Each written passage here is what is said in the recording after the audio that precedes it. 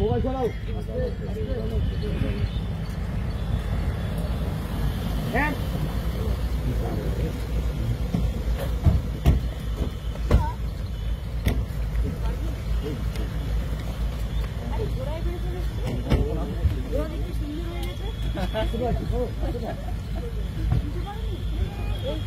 পূর্ব নির্ধারিত কর্মসূচি অনুযায়ী এদিন দুপুরে দীঘা সফরের উদ্দেশ্যে রওনা হলেন বাংলার মুখ্যমন্ত্রী মমতা বন্দ্যোপাধ্যায়।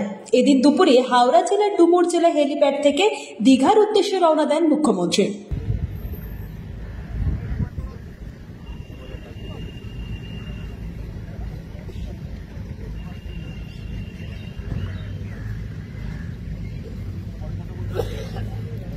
ব্যুরো রিপোর্ট, আজ বাংলা।